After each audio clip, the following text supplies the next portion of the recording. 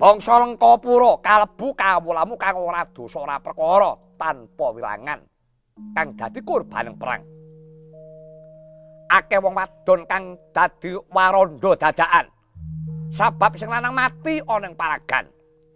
Pating jlerit tangising bocah lolo jalaran wong tuwane disirnake dening parang muka kang hambek murka dak sia semenang-menang. Oh, Yayi, apa Siadi Wentara nyawang urusaning nusa bangsa lan negaramu kang mangkono mau? Mula Yayi. Kagawa darah Ngalengka kang sah kuwi mung aku lawan kowe. Ayo Di, bebarengan cancut Taliwanda meras prangkara murka kang bakal nyamah bumi pusaka iki Yayi. Kakang Prabu Rahwana. Apa Yayi?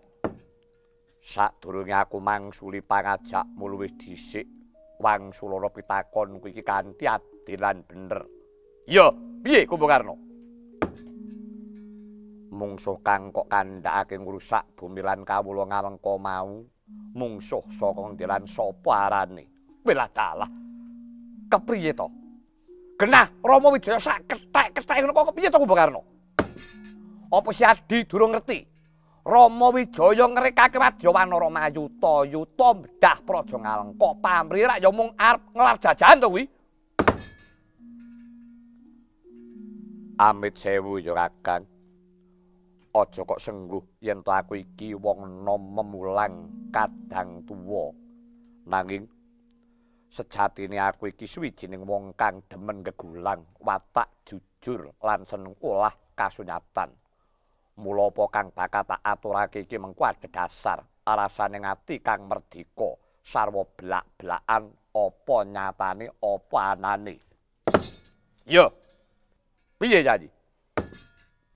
Bareng aku krungu dawuhmu yen mungsuh kang nekani mau Prabu Rama Wijaya sak balane.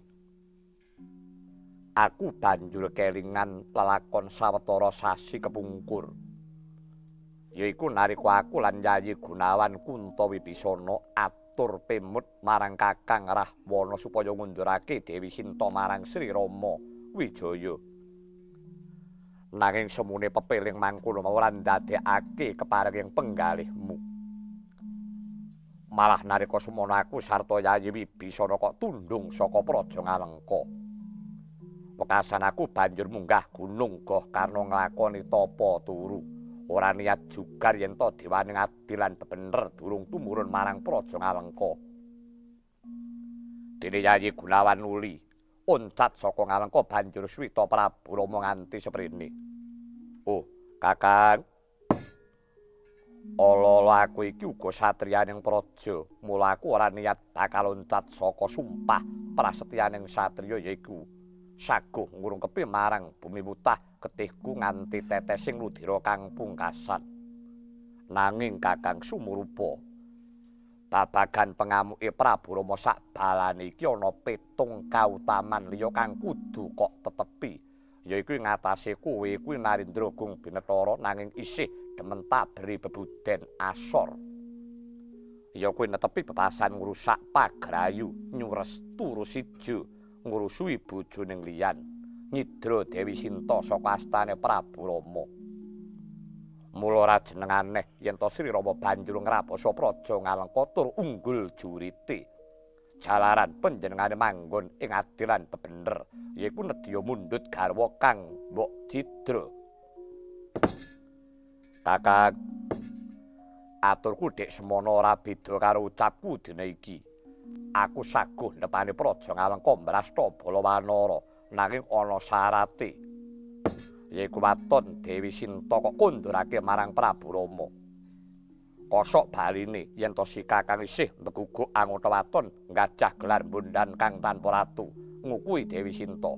Aku moh cawe-cawe negara Ngalengka.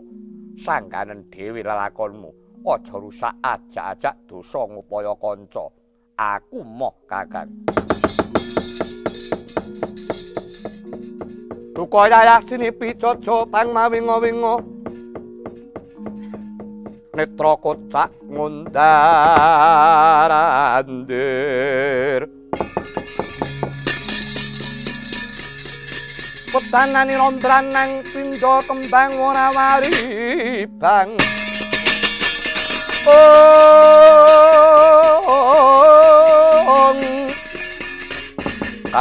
mrang sagedheng mubal murup dahanane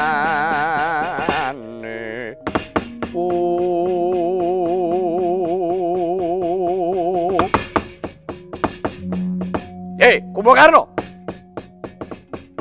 Kumbakarna apa Kakang Prabu iblis lanat menungso ora tata langap matur ngucap ngumbar swara memulang kaya brahmana aku iki kok anggap apa keparat wis suwijining wong kang ora weruh ing kebecikan selagine sato kewan wae yen to diwenehi pangan diwenehi omben nuli lulut marang kang menehi nanging kowe ngatasé menungso bebudene malah kalah luhur tinimbang ingon-ingon kowe teko kene tak tampa kanthi ulat padang tak bagekake kanthi tembung manis nuli tak suguh mangan enak sarta ngombe kang seger tak tuju karmamu nanging apa piwarasmu ucap landhep ngungkuli braja lungit mripatmu pendirangan tanganmu serakatan drijimu tudang tuding nudingi pasuryanku ukaramu kasarmu padune kowe ndelikake lorek ing atimu kowe setan kowe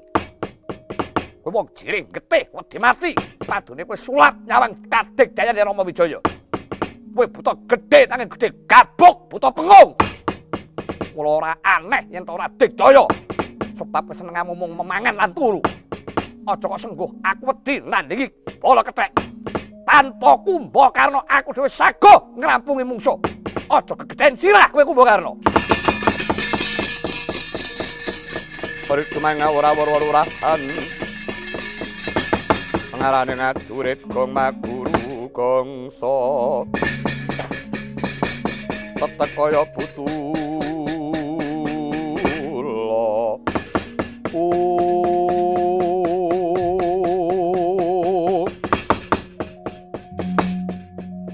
lah ra apa to ora lidok to petekku anggonmu nyubiya teka kowe iki momong mergo arep njontrot atiku supaya aku gelem madeg senopati nandingi Balawanara. Oh, Kakang kok epeh temen budenmu ing atase Ratu Sugih Bondo.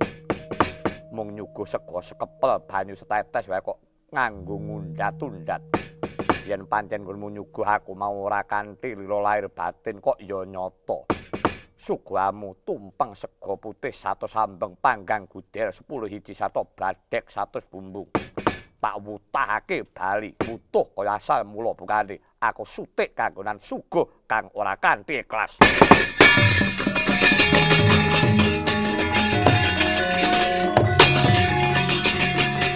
Hei! Hei!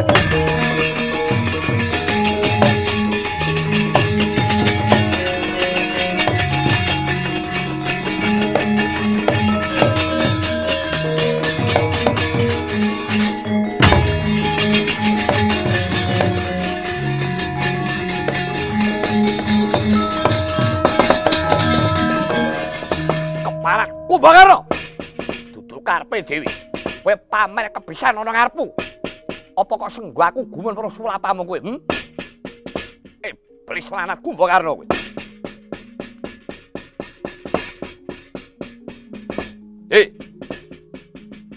Kumbakarna apa Kakang Prabu wase kowe gelem madeg senopati depane Praja Ngalengka apa ora yen kowe gelem lan unggul juritmu aja kuwatir negara Ngalengka sak wutuhe tak paringake kowe dadi ratu aku mung trima mendhita waton aku kelakon garwa Sinta piye sago apa ora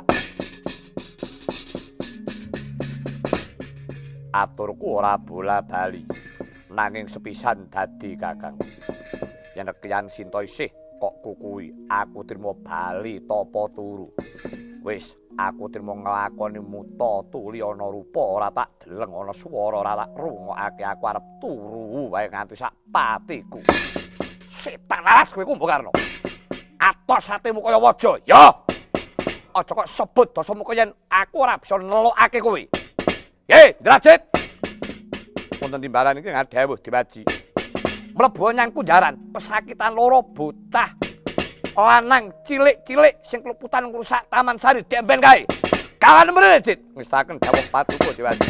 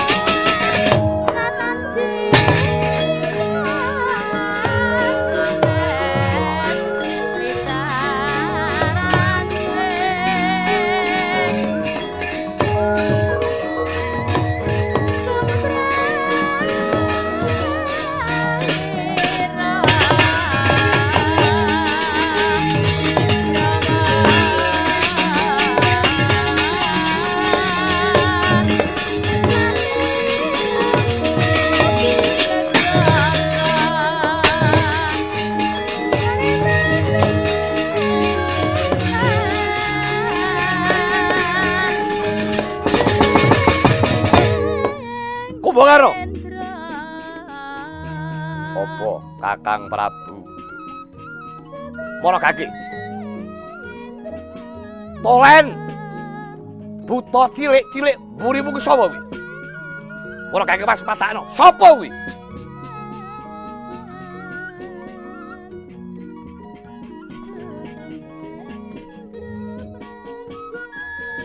Wah anakku kan Wah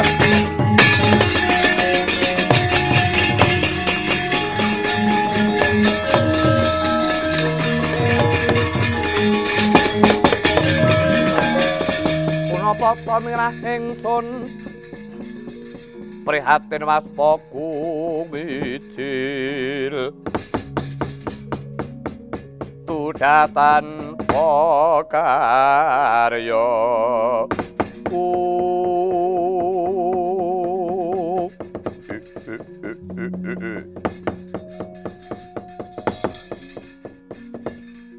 apa luputi anak-anakku iki Kakang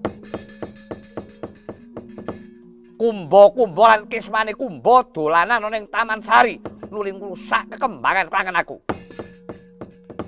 kedadian mangkono mau dik nalika kapan ya nalika kowe turu ana Gokarna kae apa bener mengkono nggih kumba-kumba lan kaswane kumba iya Kanjeng Rama pancen para nyata iya Rama wong aku ora ngerti nek taman kono ora pareng nggo dolanan Rama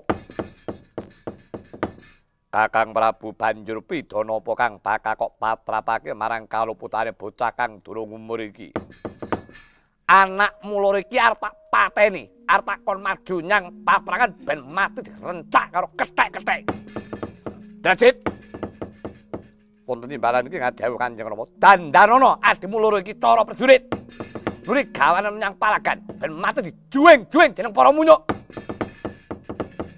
kawula niki setika ngestaken dawuh Paduka Kanjeng Rama semangka angro susumbalin rupune gunjing malodo kuntora kato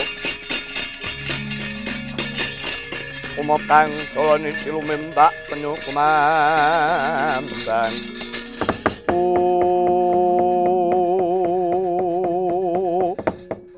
mengko dhisik Kakang aja kok budhalake dhisik anakku lho wewenangmu apa kowe kok menggak karepku Ratu Ngalengka kuwi aku apa kowe iya bener nanging lilanon aku tak matur seklimah wae ya arep matur apa kowe pidana kang kok patrapake marang anak-anakku mangkono apa wis adil to Kakang ing atase bocah durung umur tur kaluputane mung ngrusak kekembangan lan mecahake jembangan ewadene hukumane kok hukum pati tur kanthi srana bakal dijuwe ngrewanda mbaya rada dipenggalih setitik to Kakang apa ora kabutan pidana mangkono mau kabutan yo ben sak senengku wong aku ratu lha piteno Wong dapur sing buta gerang wae ora wani maju perang mergo jire. Halu wong anake bae. Kon maju nyang paprangan. Mati ya ben. Waduh, Kakang Rahwana. Arep nemoni lelakon apa kowe bakal kok dadi semono angkara murkamu. Angkara murka ya ben. Ning cair kumba keswane kumba kudu dijake nyang paprangan. Ya wis, saiki mengkene wae Kakang, tak jaluk lilamu. Aku saguh makili hukumane anakku. Aku saguh madeg Senopati ngraboso mungsuh waton anakku loro iki luwarana saka pesakitan. Kakang Putwaran denabete besok amendemo paris. Kang Prayitna Wiyasaranto.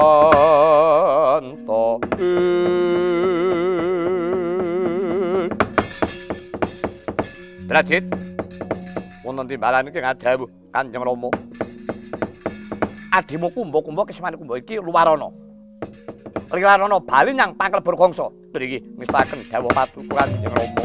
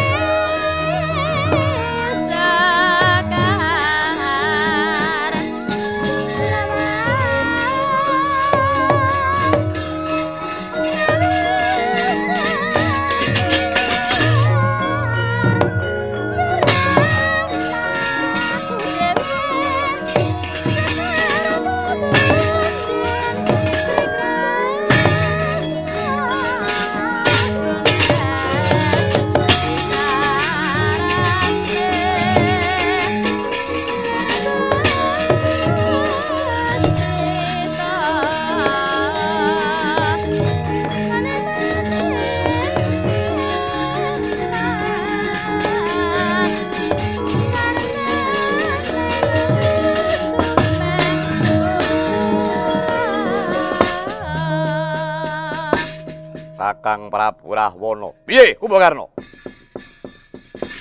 Aja kesusu bungah atimu dene kuwi, rumangsa bisa nelokake atiku kanthi cara kang ora patut. Ya kuwi anakku sing mbok nggo umpan bebaya pati. Semurupa Kakang, dina iki aku madeg Senopati babar pisan ora niat mbelani angkara murkamu. Aku ora sudi kecipratan letekmu. Nanging nggonku saguh magut yudha iki niat ingsun mbelani. Lemah mutah getihku ngurungkepi Bu Pertiwi ngayomi bangsa Ngalengka kang sarta mbetengi negaraku. Sak glugut pinara sapta jenengmu babar pisan ora tak catet ana ing pengangen-angenku. Sabab tumrap penemuku watak pambekamu anggonmu demen ngujawa hawa nafsu kanthi ngurbanake kamardikaning liyan mau. Tak anggap dudu tumindak yang menungso nanging iblis lanat ngejawantah. Muga-muga sak pungkurku dewane ngadilan bebener ndang tekuwa. Sang Hyang Yama dewaning pepati ndang rawa nyendamayang nyawamu kang mesti bakal sinadang dadi inti ping neraka jahanam. Hei! Iblis lanat! Cangkemmu!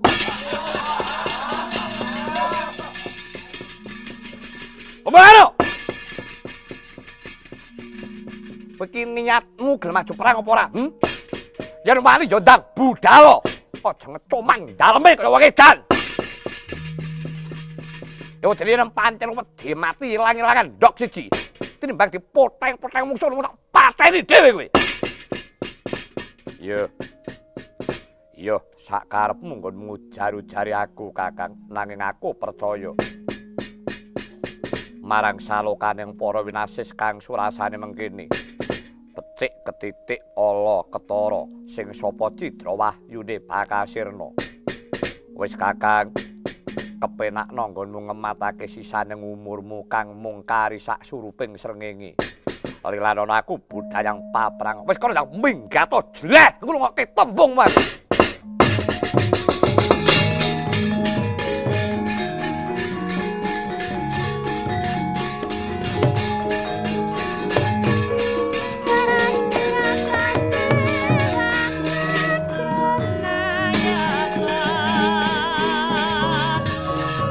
Uri dimana wana-wana makan senarana surat.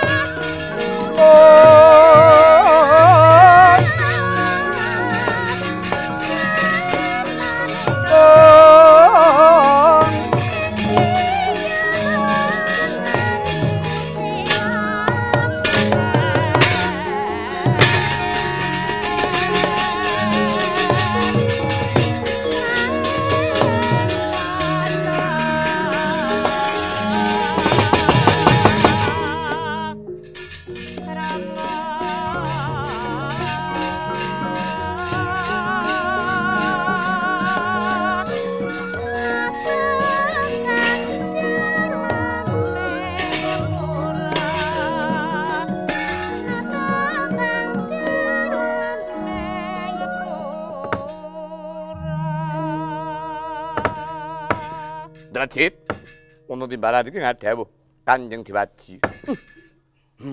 Arada kalipyan dene jengkar ingkang paman Yayi Kumbakarna. Liripun kalipyan kados pundi Kanjeng Rama? Drajit, dina iki kowe ngaturna busana kaprajuritan. Ya busana Kasenopaten aturna ana ngersane ingkang paman Yayi Kumbakarna. Dadi ngestaken dawuh paduka Kanjeng Diwaji keparenga ingkang putra madaling pasilan. Yo, kaya ora ana dawuh maneh. Trisirah wonten timbalan iki dawuh Kanjeng Rama. Sira kulup dalasan kadang-kadang ira Kanoman. Minangka senopati pengapit derekna ingkang pamaning panglebur kangsa marang palagan.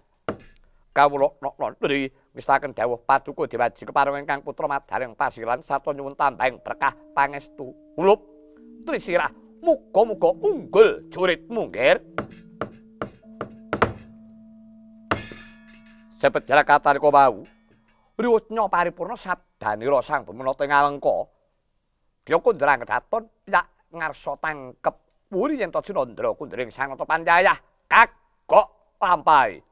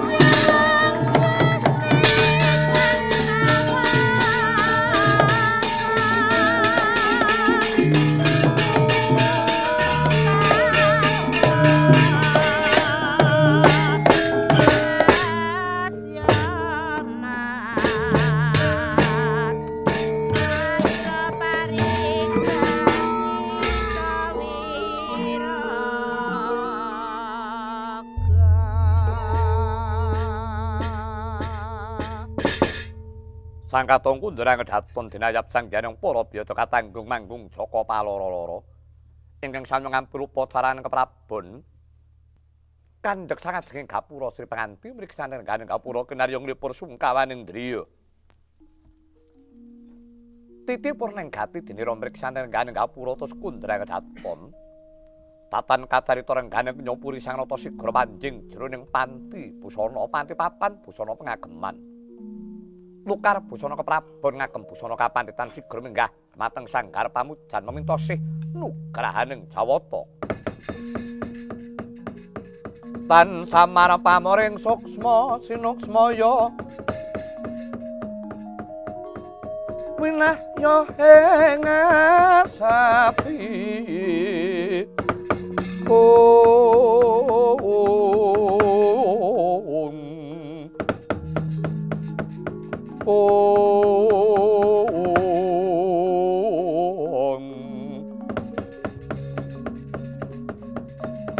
sumimpen telenging kalbu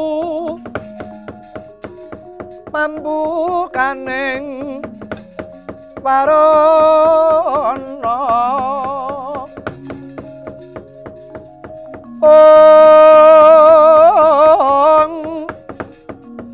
talen saking liyep layap ngaluyup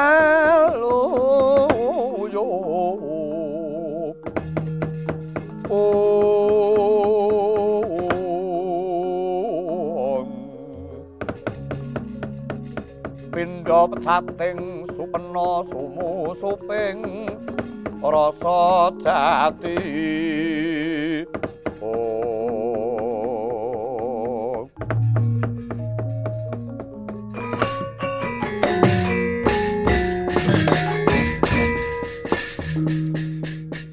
enggaling kang junarita gresik wong kang munggel kawi kawuwusing pagelaran njaba Raden Indrajit animbali sagunging para kadang mewah para wadya bala raseksa watak wantuning para diyu pating dereng pating gero pancayah singa sasra mungguing krangkengan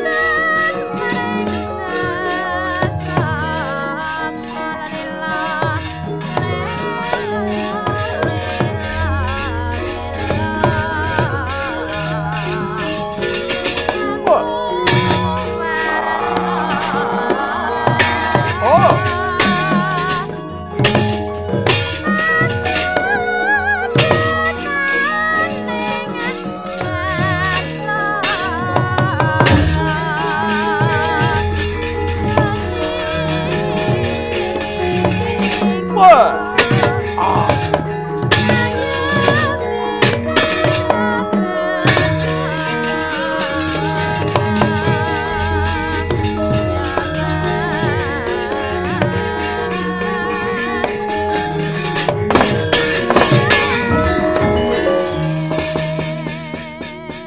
Ikropala kang tumingal asampo samya ngedali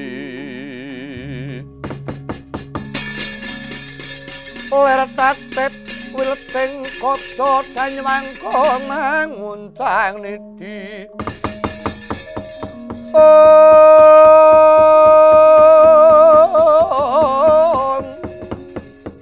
benjang sangat jimit cilati nyong dali wuwus tresna Surawilaga kaya buta singa wregil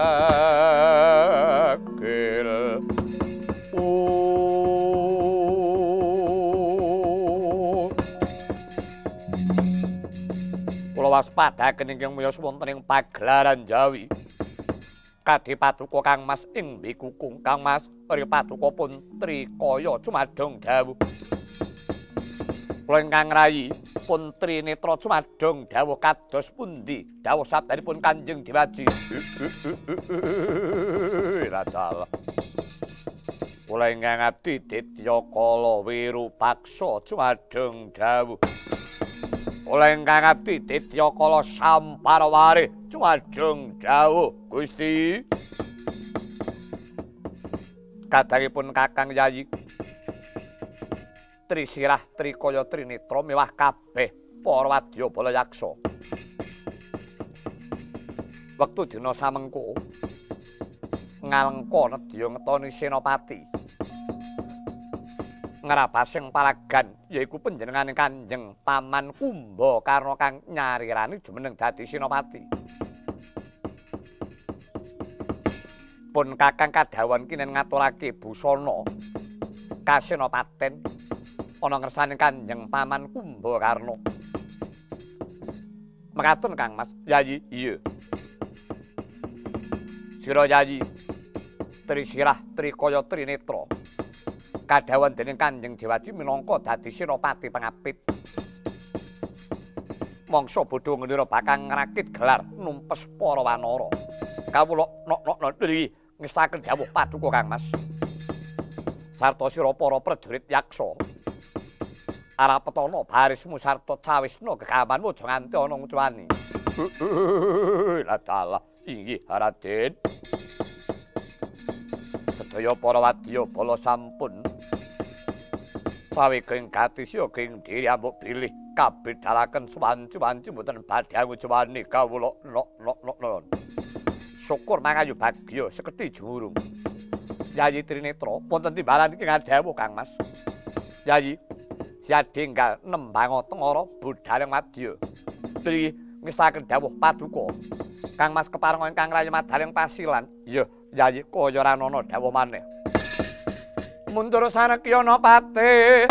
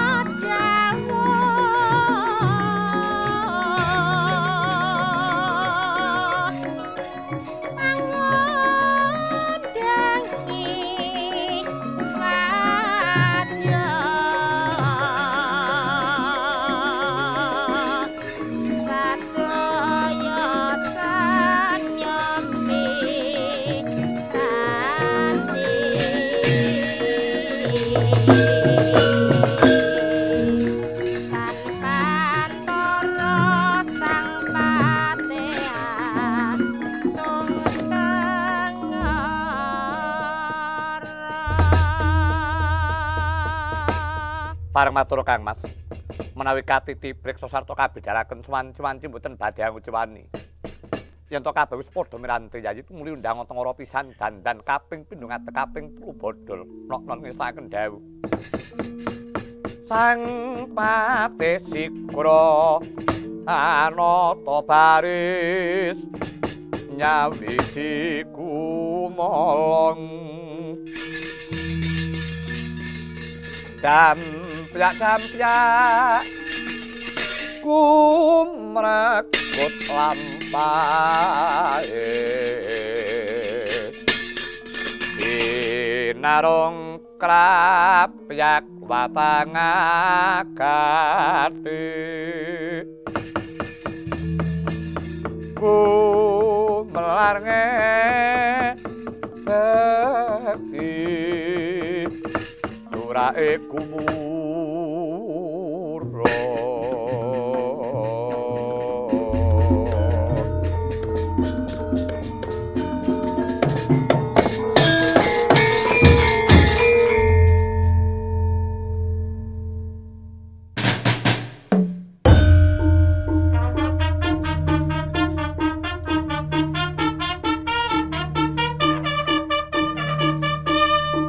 Pendang ngongkong tongko kereta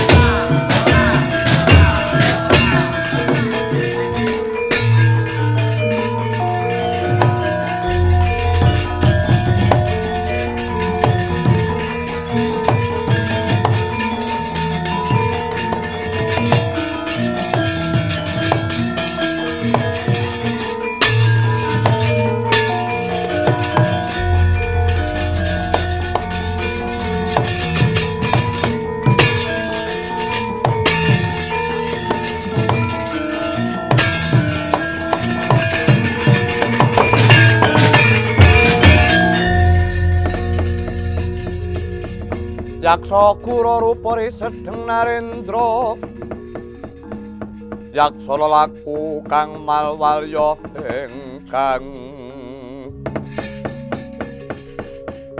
gambira marang angise siya ngametu Prabawa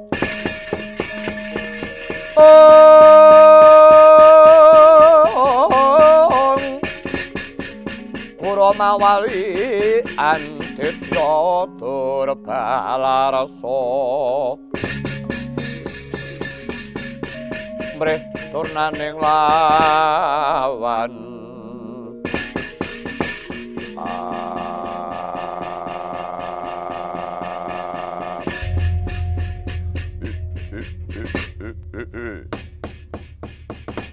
tawas padaking kang nungkolaku iki kaya Sindrajit. Drajit ana wigati apa dene kowe nungkolaku Paman. Sewu-sewu kalepatanipun ingkang putra Diagung pangaksama paduka Kanjeng Paman. Melanipun ingkang putra Nyigek Jengkar paduka Kanjeng Paman Kumbakarna labet kula kautus dening Kanjeng Rama. Kowe kautus apa dene wong atuwamu? Kula kinen ngaturaken busana. Sandangan apa? Busana kasenopatan ugi dipun agema dening Paman Kumbakarna. Maguting ayuda. Drajit. Wonten dawuh Paman. Sing disebut Senopati kuwi sandhangane apa kuwanene? Inggih. Kula boten saged matur paman. Nadyan to genep sandhanganing kaprajuritan nanging yen to jirih getih wedi mati kuwi dudu Senopati. Nadyan to ora nganggo sandhanganing Senopati nanging yen to wani ngetokake kaprawiran ana madyaning palagan kuwi sing jeneng Senopati. Nadyan to Kumbakarna jumeneng Senopati ora nganggo busana kasenopaten ora dadi ngopo. Pulo aku nganggo sandhangan-sandhangan mawa wisa mawa racun. Ora urung aku diundha mono maneh karo katuamu wis kono balekno ora sudi nganggo sandhangan kasenopaten.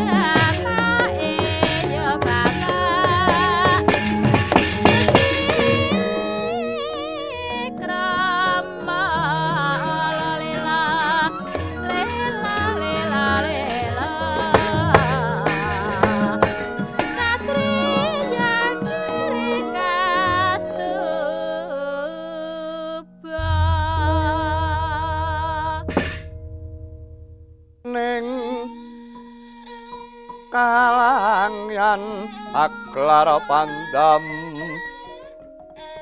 moncar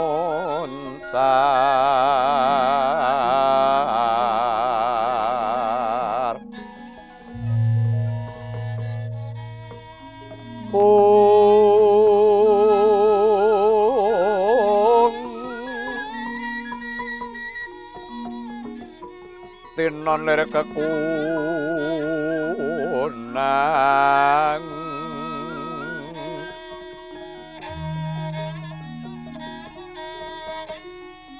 suram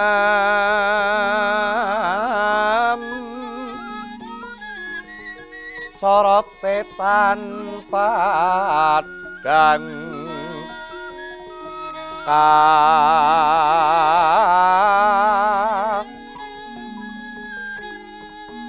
sor lan pajaring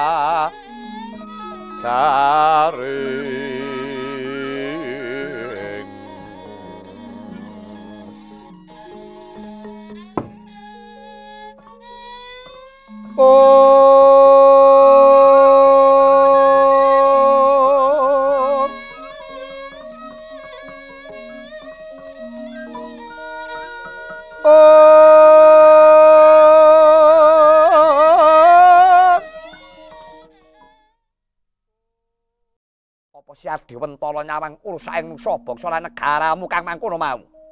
Mula Yayi.